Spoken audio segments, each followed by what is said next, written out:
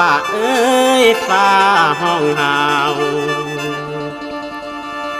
สาวเมืองลาวได้ยิน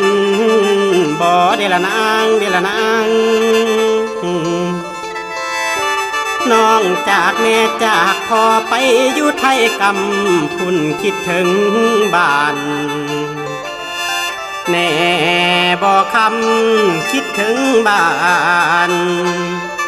แน่บ่คำโอ้โอ้ยน้องมาบัดนี้ฟังเอาเด้อน้องลาสาวนาผู้ภาคทินจากดินดอนทงหมากบาดลาบ้านเจ้าห่างไกลโศกสาตาพาน้องได้เข้าไปอยู่ในเมืองหลวงไปเสียงหลวงหาเงินอย่าหลงเพลินจนลืมบ้านให้คิดถึงทั้งด้านเฮือนสั้นพ่อกับแม่เด้อคำเด้อยาสูมัวตั้งแต่ลิ้นคือเขาเว้าสิบ่ดี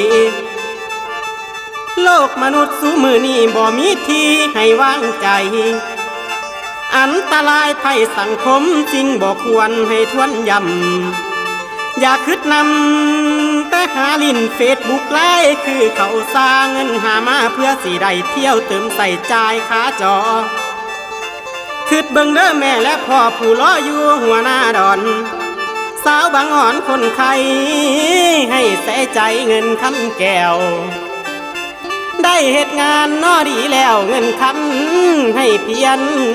จ่ายยาสูลืมบักอายผู้คล้องท่าอยู่ฝั่งเราฝากเสียงลำไปให้เจ้าฝากเป็นข้าวไปตามลมโอ้ยสาวแอวกลมสาวลาวผู้สู่คนฟังเอาเด้อ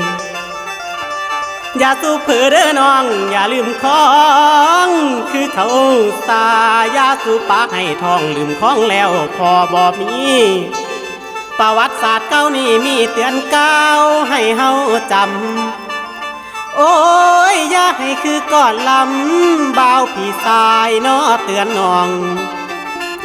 อย่าให้คือเขาย่องสาวบ้านนาลืมของกะเลยท่องบ่มีพอกลับเถิดน้อกลับคืนสู่บ้านเขาสวรรค์เย้าดอกเก่าเดิม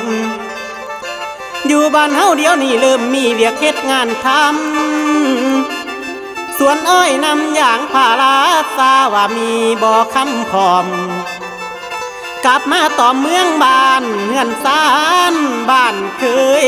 อยู่กับสาเดยอดสู่กลับคืนบ้านแม่นทินลาวกลับคืนบ้านแม่นทินลาวโอ้โหยโอ้โหโอ้ยนอล้านนา